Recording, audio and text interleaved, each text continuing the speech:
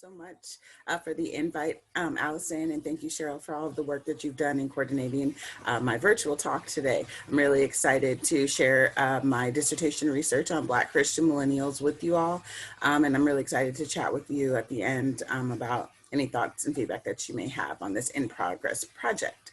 So I'm going to go ahead and share my screen so that I can go through my talk with you today. All right, perfect. So the title of my presentation today is Black Christian Millennials, Doing Religion in and Outside of the Church. And again, this is a subsect of my dissertation project, which is a larger project examining how religion impacts the social, political, and religious lives of Black Christian millennials. So the agenda for my talk today is first, I'm going to provide an overview of the socio-historical trajectory of the Black church. Then I want to discuss briefly some present day trends and puzzles regarding the intersection of race, religion, and politics. From that, I'll move into a brief conceptualization of wokeness as a form of oppositional consciousness. And then I'm actually going to present some preliminary information from my dissertation. So I'll present one of my dissertation chapters, research questions. I'll briefly go over my dissertation methods, and then I'll share some of the preliminary findings to show evidence of some of the things that I'm seeing in the literature. And then finally, I'll conclude with some implications for future research. So my research broadly looks at Black resistive practices across social institutions. And one of the institutions I'm particularly interested in is the Black church.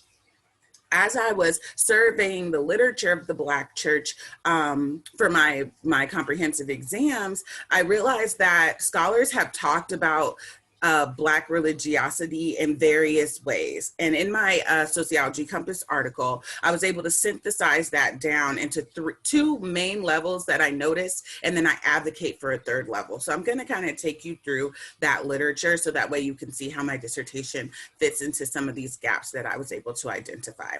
So first, I noticed that mostly scholars talk about the Black church as a social institution. As we know in sociology, when we say institution, we're talking about just a highly organized aspect of society that ends up dictating the ways that we interact with each other. And so religion is one of the big five institutions, and particularly within the Black community, the Black church is a very powerful institution. Scholars often refer to it as the very first social institution in the Black community, even though at the time when it was in its earliest forms, it was referred to as the invisible institution. As we know, the history of Black people in America and the United States was stained by the transatlantic slave trade. And so we know that Black Africans were enslaved and then transported to the United States. And so when we think about how religion evolved and how we got into our understanding of Black Christianity today, we have to talk about how its earliest forms were really this invisible, personalized experiences with religious expression, where the enslaved Africans oftentimes were, as Du Bois described it, running off into the forest. And this is where we kind of see the incorporation of some of their African spirituality into the Christianity that was forced upon them. And now we have that evolved into what we understand as Black Christianity today. That still heavily relies on some of those spiritual traditions that the enslaved Africans were able to infuse into their performance of Christianity, which was the allowed religion at the time.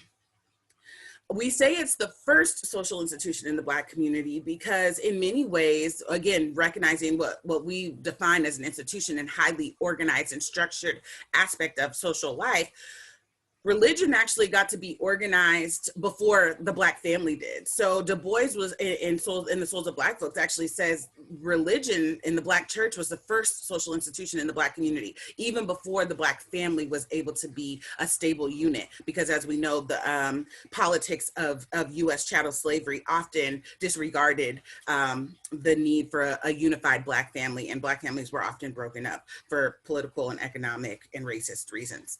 But as the Black church evolved throughout the Black experience in America, it really did adapt. It was a dynamic institution that adapted to the specific needs of Black people. One of the particular roles that it played was being a space of refuge. So the Black church, because this was the epicenter of the Black community for a very long stretch of time, the Black church was where Black people in America could go and to experience a sense of relief from some of the hostile politics and racial hierarchies and dynamics at play in the broader American society.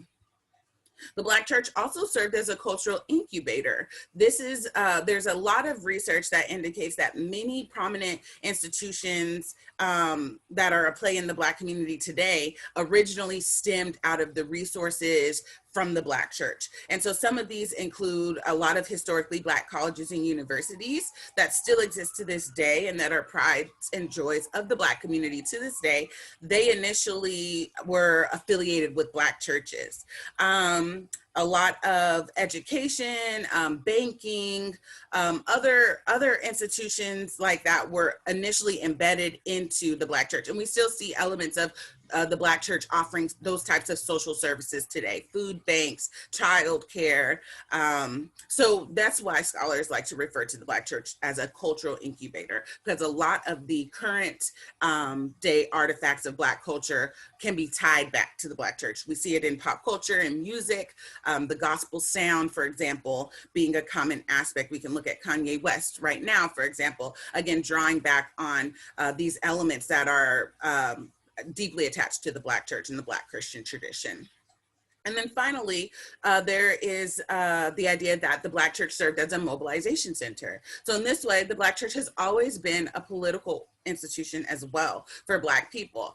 Most significantly, the research talks about the role the Black church played in the civil rights movement as evidence of this idea that it served as a mobilization center. You know, at a time when before internet and email, there wasn't any social media to post when the next community meeting was going to be. So the most successful and efficient way to mobilize the community was through the pulpit. And we saw that very heavily in the civil rights movement. So ultimately, when we look at the literature and think about the Black church as a social institution, we can see that it provided social, political, and religious functions. And that's important to think about its longstanding role as the primary institution within the Black community. As I continued to survey the literature, I also found that there was a lot of references to the idea that Black Christianity is an ideology or like a patterned set of beliefs and ideals. And a lot of these ideologies were highly correlated and linked to particular denominations. So it's here where we start to see that there is a lot of variety and differences even within the Black Christian umbrella. And so, yeah, it's important to think about the power of these denominations and their corresponding theologies, because even within the Black Christian tradition, there is a lot of separate groups, and they don't even at times see themselves as the same group. So that's what's really fascinating about the idea that Black Christianity is a form of ideology, because even when I was recruiting for my dissertation, I only got one Catholic to respond to my recruitment survey, because again, when the way my recruitment survey was worded, I guess they didn't see themselves as included in that, even though from an outsider's perspective, most people consider Catholics Christian. So it's really fascinating to see the power of denominations and again, their corresponding theologies. Some of the main kind of tensions between theologies that I noticed were first, this worldly versus otherworldly theologies. You probably all have heard of Marx's famous quote that religion is the opiate of the masses. And this is kind of speaking to this tension between this worldly and otherworldly theologies. And this is just referring to that there are some religious traditions that believe that God wants them to focus on the issues and dynamics of what's going on in this world. And then there are other denominations and theologies that focus on the afterlife and their eternal life, and that we don't really need to get caught up on the particularities of this social world because this is temporary, and we need to more so continue to be focused on the afterlife. And so obviously that causes tensions when these religious groups try to come to terms on how best we should be navigating this social world right now.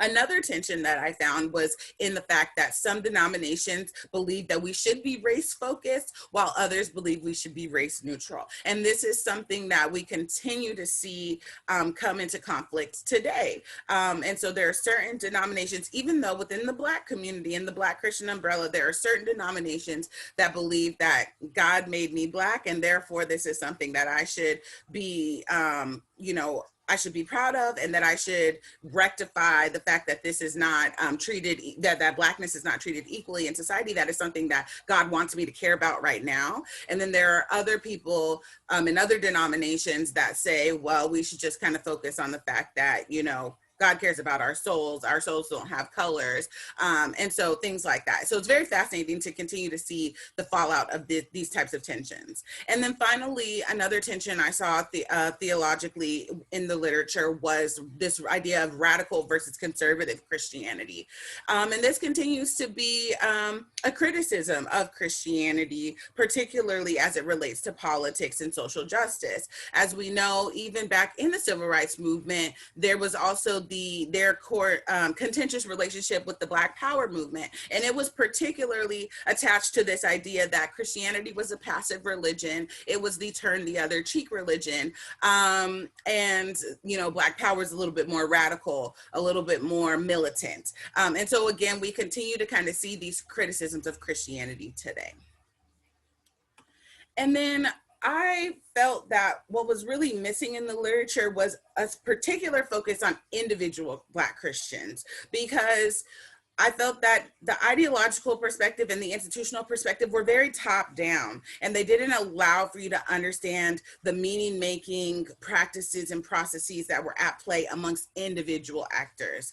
As we know, social life is just messy, and it far more often falls in the gray than it does in black and white. So while it's easy to say, yes, I go to church, or no, I don't, or it's easy to say, yes, I'm a Protestant or I'm a Catholic, that still doesn't truly give us the nuance of what it means to be a Black Christian on a day-to-day basis. So in my Sociology Compass article, I advocate for a new level of analysis, which I identify as the individual level.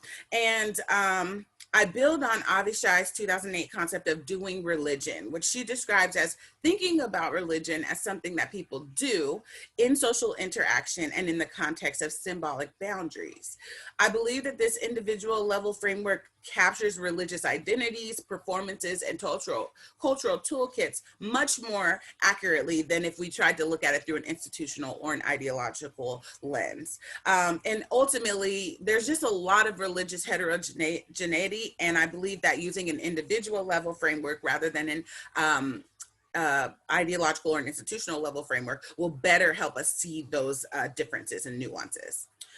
Ultimately, this perspective is very useful for centering the agency of Black Christian actors, and that's really, really important for my research on Black Christian millennials, because as we know, the millennial generation is very individualistic, and they tend to kind of depart from previous generations' trends and engagements with social institutions. So bringing this into the present day context, it's important to think about how some of these broader religious trends are at play. There's obviously the theory of secularization, which essentially argues that as a society becomes more modern, religion will decline and become insignificant. And there's been a lot of quantitative scholars who have, argued that this is true. But the issue is that they often are using these macro level data sets that don't really provide the nuances on how this is at play within particular racial and ethnic groups. And I believe that because of this long and strong and significant tradition of the Black church, it's very important that we look specifically within the Black community to understand how religiosity is at play, because it has always been distinct from the broader American society. And research that does, that does disaggregate that data finds that Black Christians within the Black community, religiosity is higher than the average American, and that particularly amongst Christianity, people are still attending religious services and identifying with a religious denomination at a higher rate than their other counterparts. So it's important to recognize that, especially when I'm thinking about this research on Black Christian millennials. Millennials, as we know, again, the literature suggests they're very critical of social institutions. As we know, a lot of these markers of adulthood, they have been delayed amongst millennials for a variety of reasons. And so such institutions like marriage, home ownership, all of these things, we're seeing they engage with them in different ways. And so this all sets up a really interesting question about Black Christian millennials. What is going on with them? How are they making sense of their faith, particularly within this current socio-political climate characterized by the Black Lives Matter movement, which calls into question some of these taken for granted ideas that we've had and that have perpetuated and dictated a lot of our social interaction. So ultimately, I believe that Black Christian millennials today are experiencing a tension between their racial and religious identities that is particularly distinct from other generations of Black Christians. And again, I think this is directly tied to the current socio-political climate. I think our climate is characterized by what is referred to as a wokeness. There's not a lot of scholarly literature yet on what it means to be woke, what is woke. But one article I was able to find defined it as a critical consciousness to intersecting systems of oppression. Specifically, to be a woke person is to hold an unretractable embodied consciousness and political identity, acknowledging the oppression that exists in individual and collective experiences. From this, we can definitely see that there are two elements to being woke. There's first the element of getting woke yourself and doing that process of unlearning oppressive ideologies that would perpetuate social inequality. And that's kind of evidenced in this first picture where you can see the get information and then use that information to get information. And then there's the second element of woke culture, which is this idea that once you've done the work to unlearn problematic ideologies, it's also your responsibility to hold those in your immediate kind of social network accountable as well. Sometimes this gets taken to the extreme or is done in a way that people don't particularly like. So this has been also kind of referred to as call out culture or cancel culture. But ultimately the idea is that you are actively kind of sharing this knowledge and this unlearning process with those around you. And that's kind of evidenced in the second picture where we have a protester holding a sign that is calling out other white folks to get woke and stay woke. And so woke culture presents a climate where the Black and Christian identities come into tension in a way they hadn't before.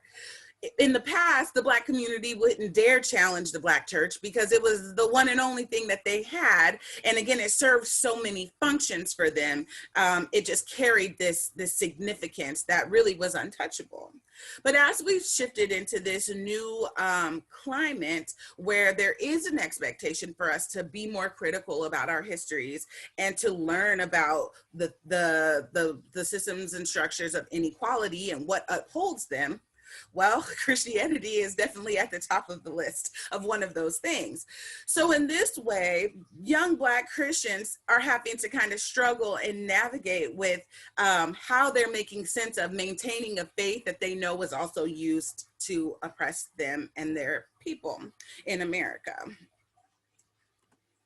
So since there's not much to grasp onto within the literature on woke culture, I, in my dissertation, link and situate wokeness as a form of oppositional consciousness. And so I use this definition of Alden Morris to kind of better frame how we kind of understand what wokeness is and the role that it plays. Alden Morris defines oppositional consciousness as when members of a subordinate group claim their previously subordinate identity as a positive identification. They identify injustices done to their group, demand changes in the polity, economy, or society to rectify those injustices, and see other members of their group as sharing an interest in rectifying those injustices.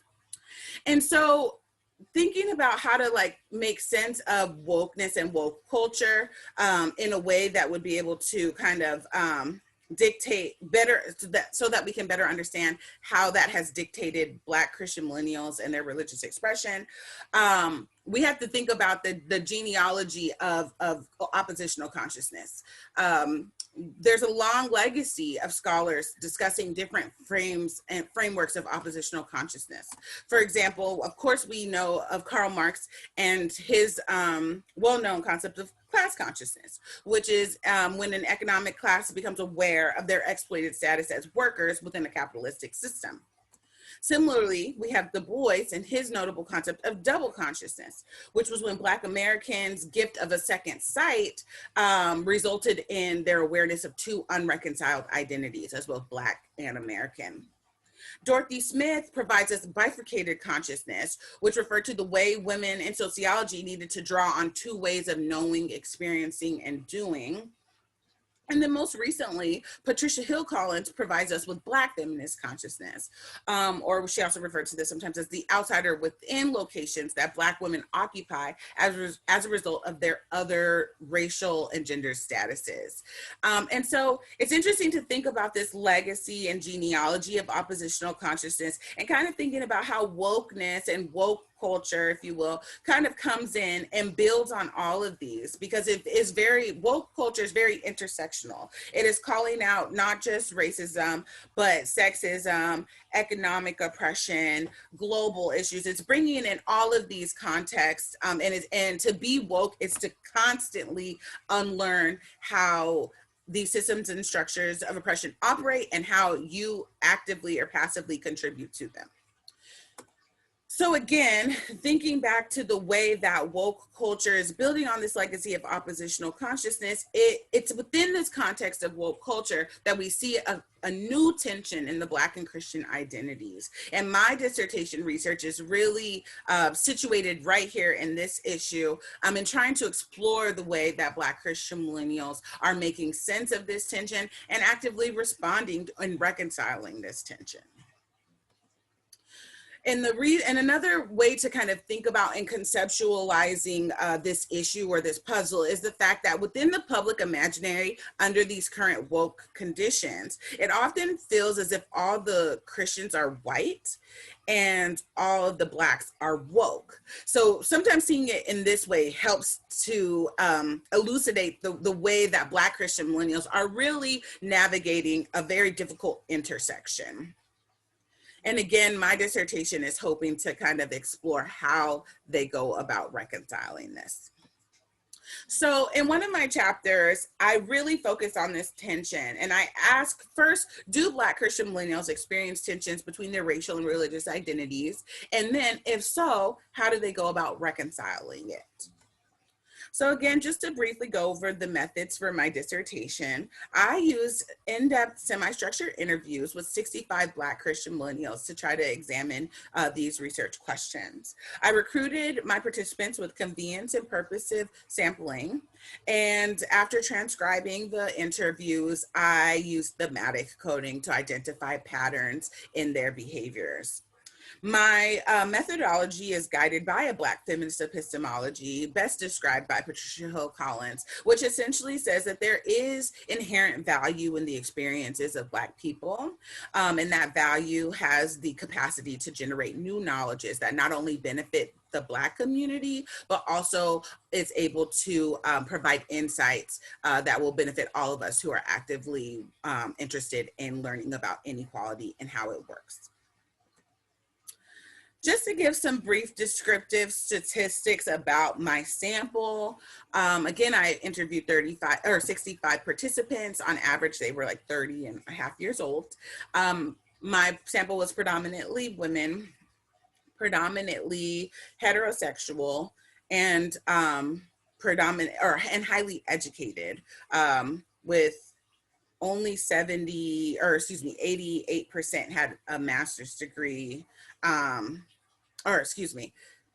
70% had a master's degree or higher. So that it was a highly educated sample. I think it's important to point out the ethnic breakdown of my sample as well. Because I am doing Black Christian Millennials, that may immediately provide a particular demographic in your mind, but it's important to know that not only is Christianity very diverse, as I mentioned earlier, but the Black identity is extremely diverse. And oftentimes we don't get to talk about the ethnic breakdowns that occur within the broader Black umbrella. So I had individuals who identified as Black, African American, and Black descendants of American slavery, which was the majority of my sample. But I also had individuals who were African immigrants. I had individuals who identified as Caribbean, and I also had individuals who identified as biracial and multiracial.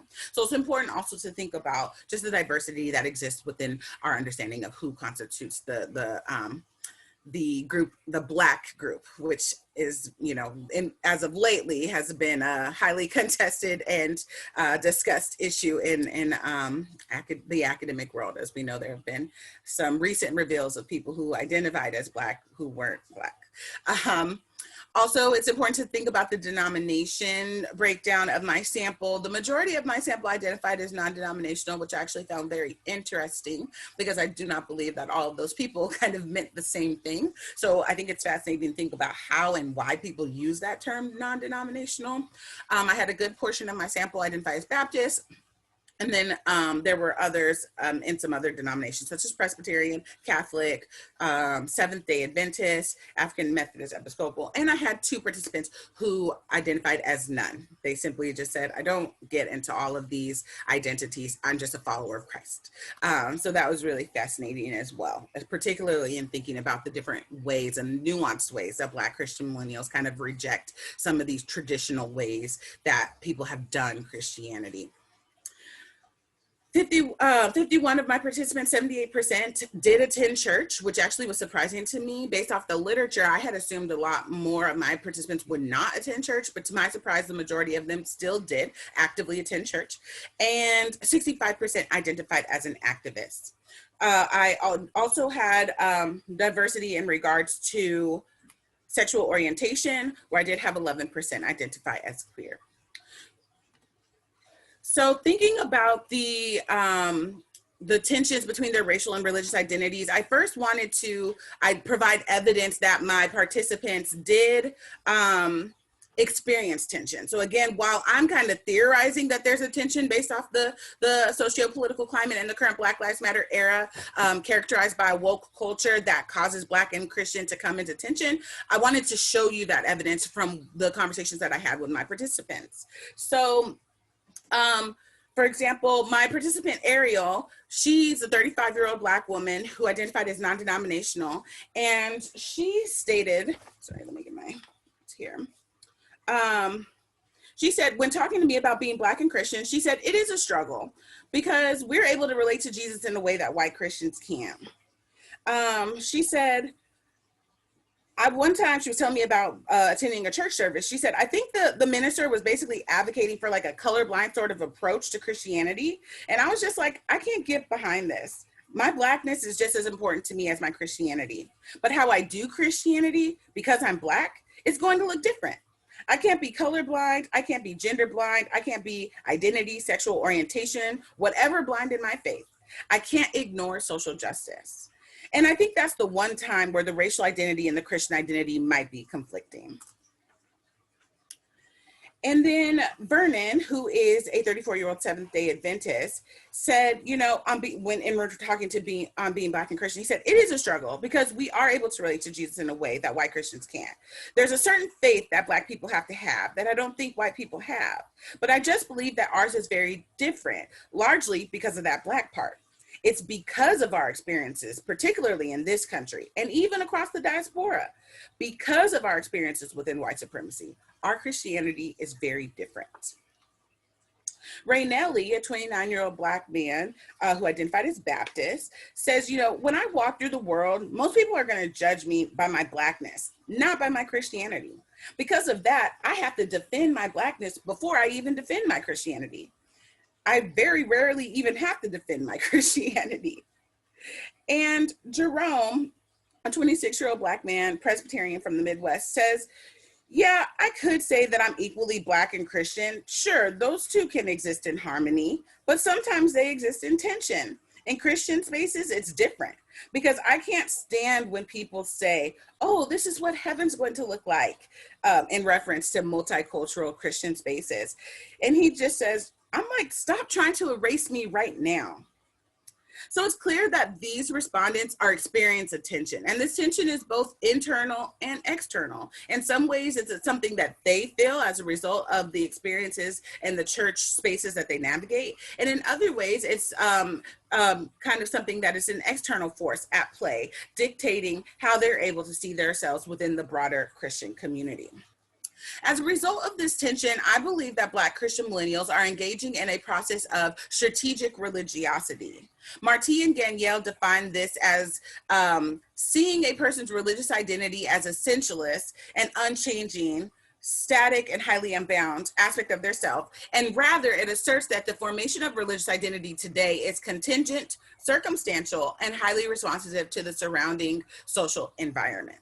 And I believe that strategic religiosity is the process that truly dictates and encapsulates how Black Christian millennials are responding to this tension that they experience. Specifically, my data finds that they draw on 4 reconciliation strategies to merge their identity as Black and Christian. First, they draw on duality, then they extend history, they acknowledge ancestral blind spots, and then stand on biblical and spiritual truths. So first, let's talk about drawing on duality.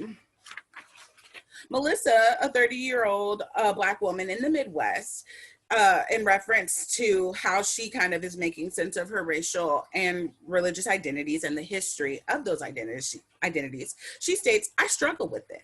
I have questions like, A, what were we worshiping before? Then it's like, Jesus disagreed with everything that they said about slavery. So it's like, it was used to liberate us as well. Because Nat Turner was preaching freedom through the Bible. He was rallying up the slaves and the white people didn't even know it. They just thought he was a great preacher. So I feel like it's a double-edged sword. I do battle with it from time to time. Shayna, a 30-year-old Black woman from the Midwest, said, you know, Christianity is bigger than that history of slavery because that's how men have articulated it. That's not how God saw it. In the right hands, in the Black liberators' hands, it becomes this tool of freedom, of like divine liberation, right? Like the organizers of the civil rights movement, of abolition, all of them were also Black Christians. You know, what do we have to say about that, right? Like there are 2 sides to that history. So with Melissa and Shayna, we can see that one of the ways that they make sense of their racial and religious identities is by recognizing that while yes, we can call out Christianity for the atrocities that it's perpetuated, particularly American slavery, we can't just pick and choose what part of Christianity's history we want to draw on. We also have to draw on the fact that Christianity inspired much of the resistance to slavery, and also inspired and supported the civil rights movement. So we can talk about slavery, or the role of Christianity in oppressing Black people. We also have to talk about the role it played in liberating Black people. The second reconciliation strategy is extending history. Marvin, a 35-year-old Black man who identified with no denomination, said, you know, as I've gotten older, I was kind of questioning my faith and kind of thinking about like where that identity piece comes in. And I've done some research into other faiths, basically Islam and Judaism. And I realized, you know, it's all the same. Jesus is in here. So yeah, understanding that history of that this is all the same thing and that God is God and is working differently in different people. I think that's how, in my mind, I've kind of rationalized all of this. Honey, a Nigerian American woman from the Midwest, says, you know, it's been a source of tension for me because I feel that white people or Western people have tarnished what is good news. And to me, that's evil. I sincerely think it's evil. Denying the history and evidence that is on the continent that most of us came from, the evidence, it's there. It's just, as usual, white people effed it up. They screwed with it. And so now we don't know the truth. I believe Jesus walked the continent of Africa, but they got us thinking that he's some Spanish looking or Italian dude. It makes me angry. And Wendy, a 32-year-old non-denominational Black woman from the East Coast, said, I make sense of my faith in religion because I realize that Christianity is over 2,000 years old. Slavery happened, what, 400 years ago? The first Black Christian was not in America. The Bible even talks about Philip, the Ethiopian who was converted in the book of Acts. So if you want to talk about, Black people and Christianity, the first convert was an Ethiopian African man. So I don't even think back to slavery. That doesn't even color my thought of how Black people came into this faith. So in this case, we can see that some of my participants engaged in this process of extending history. There's a tendency for Black people in America, because of the erasure and the isolation that they kind of experience as descendants of American slavery, to limit their understandings of history to beginning in the transatlantic slave trade. But some of my participants draw, and again, thinking back to the fact that many of mine are highly educated, they draw on their knowledge and their access to resources to extend history and extend their understanding of Black people's true relationship with Christianity prior to the transatlantic slave trade. The third reconciliation strategy is acknowledging ancestral blind spots. Shuri, a 27-year-old biracial Black woman who identified as non-denominational, stated, I think it's pretty sad that how Christianity was forced on us. But at the same time, it's like, I can't just say, well, what was the original religion of the African people who were enslaved? It's like nobody knows, or it's a big mix, so it's not like we have the option to go back to that either. And Shannon, a 31-year-old Black woman in the South, says, I thought about it, and I always say, there was Christianity in Africa. It wasn't just Islam. There were other religions out there. So who's to say that we've only received it through slavery? We don't know that. You know what I'm saying? A lot of people are like, oh, I need facts. And I'm just like, well, there's a lot of things that we do or go through that you don't have facts. You don't want scientific facts about all the foods that we eat, right? So why is this so different? So in this case, Shuri and Shannon both kind of acknowledge that there are certain things, particularly in regards to the religious expression of Black people in our origin countries, that we just won't know. So they acknowledge the fact that there's these blind spots in our history and our understandings of our history with religion, that we can't just go back. There is no right way to kind of do religion for us, essentially. There isn't a particular religion that we can go back to. So in this way, they use that blind spot to kind of justify their choice in affiliating with Christianity. And then finally, there's the strategy of standing on spiritual and biblical truths. Alexandria, a 36-year-old Caribbean woman in the South, says, Christianity was introduced to Black folks through the transatlantic slave trade. We do know this, but it does make you feel a kind of way, like what would I be worshiping if it wasn't for slavery? And then we also have to think about colonization of other African countries and all over the world. So I started listening to folks, and they would tell me about Ethiopia and how that's the only African country that's never been colonized, but yet they practice Christianity. So I'm like, wow, I really do need to do some more research about that. Then there's the argument that the version of Christianity that we've adopted, and that's expressed here in the West, that this is some bastardized version of Christianity. And I do feel like there's partially some truth to that, and I want to do some exploring on that. But at the end of the day, when it all comes down to, again, for me, just that spiritual connectedness. Like, if all of this is a false and a fraud, why does Jesus still answer my prayers? Lark, a 32-year-old male in the East Coast, said, it is a hard pill to swallow, thinking about this history of race and Christianity in the Black community. But at the end of the day, it's like, what are we going to do? Are we going to just stand for what the Bible says or not? And I still grapple with it because it is hard, especially with Christianity being portrayed as what it is today. This kind of right-wing extremist, hatred of gays and all of that is very tough. And Morgan, a 29-year-old Black woman from the Midwest, says, I think it's about the issue of truth. Like, English was also forced on our people, but we didn't stop speaking English just because it was forced on us. For me, it's kind of the same thing. Like, yes, it was unfair how they used the Bible to say that we are descendants of Cain and all that stuff, and how they highlighted verses about slaves being obedient to their masters. Like, they shouldn't have done that. That was wrong. But that didn't stop the Bible from being true. From time to time, we hear horror stories about abuse happening in schools or mismanaged money by administrators. However, I've never heard anyone say, that's it, I'm giving up on education. Why? Because we can still see the value in education. So here we can see that some of my respondents recognize that there are inconsistencies with our understanding of religion, and that there's many reasons why we possibly could justify separating ourselves from this faith. But at the end of the day, they choose to stand on what is real to them and what has been real in their religious experiences. And they draw on this strong relationship with God and their strong spirituality to, again, justify why they continue on in this faith. So to conclude, my project today really wanted to kind of identify a gap in the scholarly literature on Black Christianity, which overtly focused on the institutional role of the Black church and the ideological role of these many Black theologies. I felt like there was a gap missing in our understanding of how individual Black Christian actors, particularly Black Christian millennials, are making sense of their faith. As we know, Black Christian millennials occupy a really distinct social location because they're privileged in American society as a result of their Christianity, but they are oppressed as a result of their racial identity. And so it's very interesting to think about how they work to merge these two identities together, specifically within a socio-political climate that has really brought even more criticism to the religion of Christianity than it already had.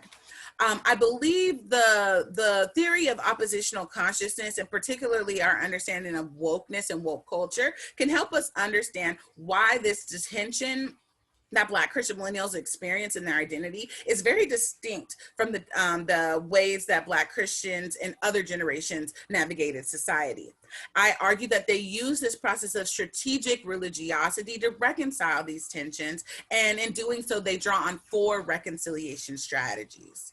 My findings assist with not only conceptualizing the day-to-day lives of Black Christian millennials, but they also provide insights on how we can conceptualize a Black church for the future.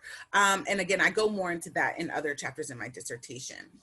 This study also calls for the interrogation of race, religion, and politics, particularly, and their intersections more deeply, because especially as we know in this current moment where there's more open attack on critical race theories and our understanding to systemic oppression, it's going to be increasingly important for us to think about how race is embedded in other social institutions in society, and particularly how individual actors use those different identities and institutions to resist racial inequality.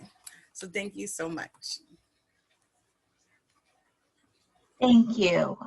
That was a great deal to think about, and I very much appreciate everything you had to share. We have about 16 minutes, so there's plenty of room for conversation and questions. Does anyone have one to start? Yes, Tina. Hi, thanks so much for this great presentation. It was so interesting to hear your findings and to get to learn a little bit about your research. I'm a social movement scholar myself, and have been thinking about how institutions support activism for a long time, and so I'm really interested and curious, and so I really appreciate it. Thank you. So my question is really about kind of the way that identities intersect with politics, and the question I have is, in all the tensions that you've identified for Black Christians, do you think that do you have a sense that the kind of activism that the different tensions about being Black and Christian produce is like, is it sort of equally applicable to all kinds of activist activities? And in this kind of question, I'm thinking about kind of more institutionalized activities like electoral politics, or just getting out the vote, or kind of more routine political activities versus the kind of higher risk, protest activity. I mean, especially for Black Americans, where, being Black at a protest is a high risk activity than being white at a protest. I'll just leave it at that. And so, you referred to the previous generation of work in the civil rights movement, and we know that Black church has been like a place where people got training and in nonviolence tactics and sort of became really trained in this kind of high risk activism. But today, among millennials, I'm really interested to hear about the sort of variety of activists that is going on in these. Yeah, no, that's a great question. Thanks so much. Yeah, so I just want to first go back to my demographic slide, or at least call us back to that, to remember that there was only maybe about 2/3 identified as activists and 1/3 didn't. So that's, I think, important to remember and as I prepare to respond to this question. But yeah, so as you saw, there were a variety of tensions that they identified. And it's my next chapter where I go into the actual social activism that they engage in, or how they, at least they conceptualize social activism. And it's very interesting. I definitely, as my participants talked about just even how they understand social activism, there was very much because I asked them, I said, do you identify as an activist? And it's so interesting when they say, well, I'm not out on the front lines, so I don't know if I should take that title, but I do these things. I spread awareness, or I do, help out with, voting and working at the polls or things like that. So it's, first of all, it's very hard to answer that question, because as we know, even just the title of social activist, people will say, well, I don't identify as one, even though other people would have given them that label. So that's the first part that kind of makes it difficult. But there is, to just, I think, answer your question, literally, there is a range of what my participants shared with me on what they're doing. And so, again, it's interesting because that chapter, they really draw on, like, particularly the actions of Jesus that they, identify with to kind of justify their activism. And so it's very fascinating, because I'll have, on one hand, we'll have the woman at the well. And as a result of what Jesus did at the well for that woman, I have a responsibility to just call out injustices when I see it, to spread awareness, to spread love. So being an advocate. So that, as you can see, is a little bit more low risk. That could be interpreted and translated into, well, I share stuff on my social media, to help people understand inequality. But then I had a lot of respondents talk about Jesus flipping the table. And it's like, no, I need to be out there, and it's okay to get mad, like righteous indignation. It's okay to embrace this anger. We're resisting not only this idea that Christianity is a passive religion, but we're resisting this turn the other cheek behavior. It's okay to be upfront in the mix. And when I see inequality, I turn up right there and flip that table. So there is a wide range of how my respondents draw on Christianity to justify how they need to respond to inequality. Thank you. You're welcome. Katie? Thanks. Thank you for the talk. It was so interesting. I have two questions. First, I'm just wondering if you'd mind spending a minute or two kind of telling us a bit about the other work in your dissertation and how this portion that you talked about today fits into the larger project. And then I'm also wondering, when you have these 4 strategies that people use to merge their identities, did you find that your respondents tended to use multiple strategies, or did they have like a dominant strategy? I'm just wondering if any of the strategies are, I don't know, I guess I'm just wondering, do they go together, or do people kind of lean more heavily on on one strategy? And if they do you have any sort of hypotheses about why that might be? Yeah, great questions. Thank you. So first, in regards to the other substantive areas of my dissertation, again, this was initially an exploratory study. I really wanted to just interrogate, can you be Black, woke, and Christian? And if so, what does that look like? But of course, building on this literature, because there has been that kind of secularization thesis has been pretty dominant in the sociology of religion. There has really not been a lot of research on individuals just talking about what it means to be a religious person today. So I kind of had to start there. And so first I had to just have my participants tell me, they start with like life histories of just like, this was my religious experience growing up, and this is how I got to here. And then this is what my religious expression looks like today.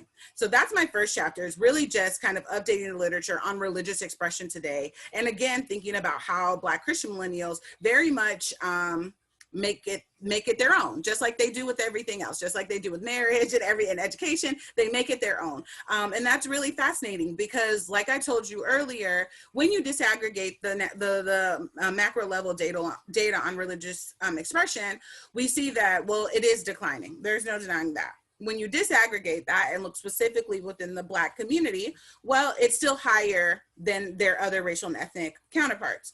But I feel like when you just look at it quantitatively like that, there's so much missing, because even though, and like I said, I was even surprised that so many of my participants still go to church, just because I had just read that literature and just assumed that they weren't going to be, but they do. But that didn't stop them from having very serious and intense critical perspectives on what the church is not doing right and what the church needs to be doing better. So my first substantive chapter basically looks at this. It examines what their religious expression is, but it also complicates it, because just because they are actively attending church and engaged in religion doesn't mean that they also aren't still very critical of it and have very intentional ideas about how it needs to be better. So that's what my first chapter does. It brings in kind of how their experiences with religion are complicated. The second chapter is this one, which is on identity construction and oppositional consciousness and how that informs the way that they are constructing an identity as Black Christian millennials. And then again, I really attribute that to this new socio-political climate that has caused these identities to come into tension in this new way. Black Christians in the 1960s would never need to defend their faith. Matter of fact, it was the people who weren't Christian that needed to explain why they weren't Christian, but something has shifted and completely created a new dynamic where now Black Christian millennials, if I tell people I'm a Black Christian, they say, why? we know what Christianity has done throughout history. Why on earth are you, as a young Black person, still identifying with this faith? And so that's really fascinating to me. And so this chapter really explores how people responded to those types of criticisms. And then what I found was it wasn't just about merging the identities, but then also how did they live out these identities as Black woke Christians? And that's what the third chapter is. It's looking more so at their social activism. What are they actually doing? How does their faith inform the way they live their lives as Black Christian millennials? And that's when I see that they draw on like I said, they draw on particular incidents in Jesus's life as evidence, and they use that as a justification for why they can be social activists. Because again, it's kind of drawing on a history where activism maybe looked a little different. It's a little bit more radical, if you will, today as compared to earlier generations. So justifying the different ways they do their faith and do their activism through religion is what my third chapter looks at.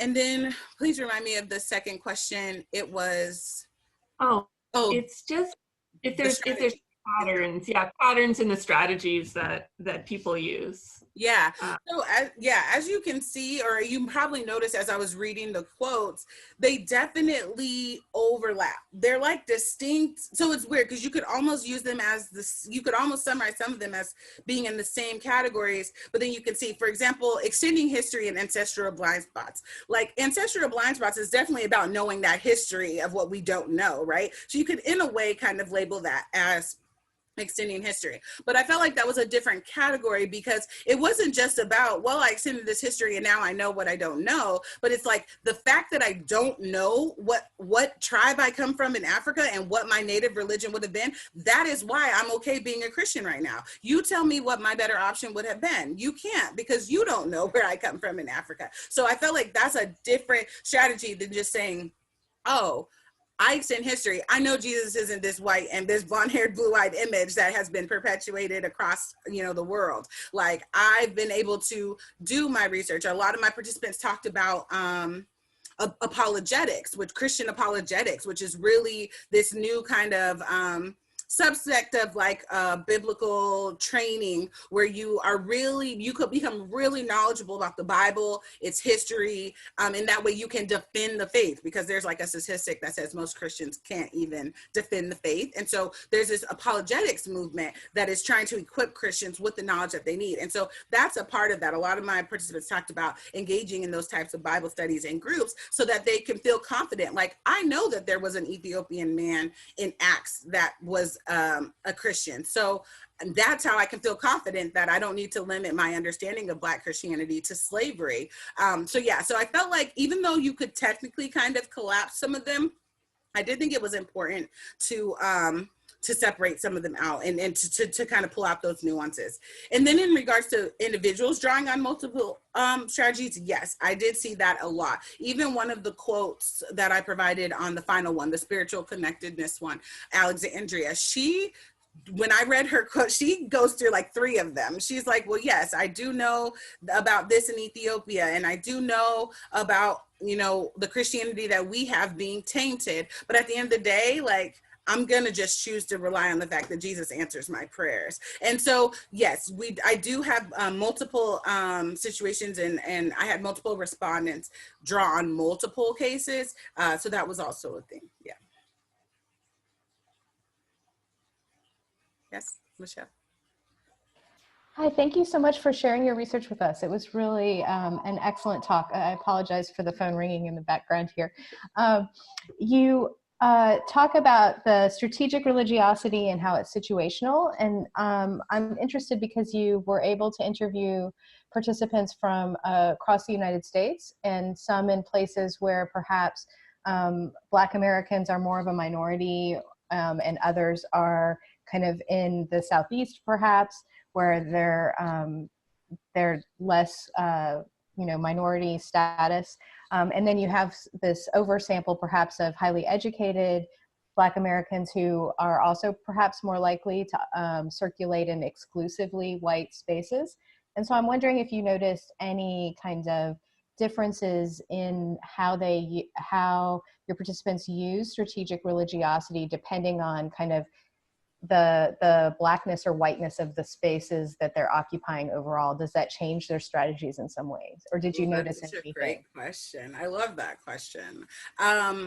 So what's interesting is when I originally did not I only limited my sample to Black American Christians, which is interesting because once my flyer circulated on social media, I had Canadians reach out to me and Europeans reach out to me. So it's interesting to think about how this might be at play in a global context. But originally I just wanted to make sure I had a nice diverse sample of participants. And so that's why I wanted to bring in kind of the regional variation, but I didn't really intend to kind of do a regional analysis. And this is something that came up in my interviews. So now I'm very fascinated about that and have that as something I want to look more into for future research. But I absolutely had okay, so let me also preface my answer to this by reiterating the role that the Black church played in Black progress, because it's important to remember that the Black church, as the prominent social institution in the Black community throughout history, it played a very important role in the Great Migration.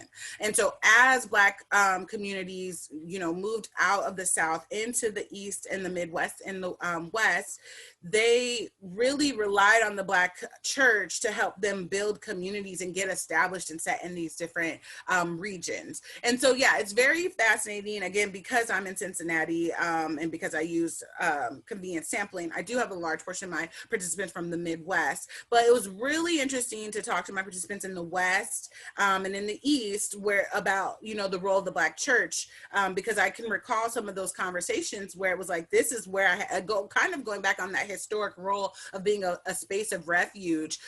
This is where I go to just being able to have my identities exist in peace for once in a while. So yeah, the regional thing definitely played a role. The racial and ethnic breakdown of those regions dictated that the significance of their Christianity, and particularly if they were affiliated with the Black church. Thinking about the higher education piece is also very fascinating. As I was collecting my data, I was like, wow, I need to do a paper just on being Christian in the academy, because so many people talked about the tension between Christianity and spirituality and like science and higher education.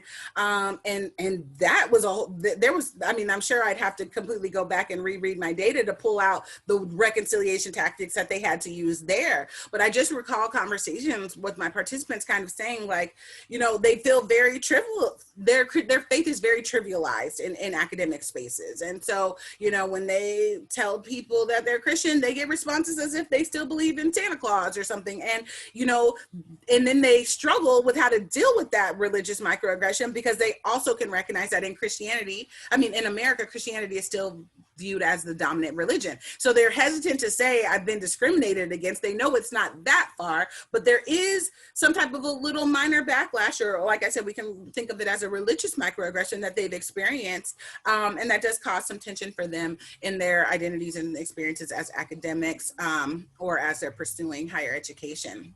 So that reconciliation then becomes kind of almost less about their racial identity and more about their identity and authenticity as a highly educated individual. So yeah, it's very fascinating. No, it's excellent. You have plenty of stuff for future postdocs and career and tenure and all of that. So much stuff to do. I had no idea how much well, it's funny. I mean, I couldn't even interview all of the people who responded to me because I just didn't have time. And it just has more reiterated for me the fact that nobody is asking individuals to just talk about their experiences as a religious person in today's society. But yeah, my interviews were very long and I have a lot of data to play with for the future. Oh, that's great. Thank you so much for joining us. I think I speak for everyone when we say got a great deal out of this talk. Thank you so much for the invite again.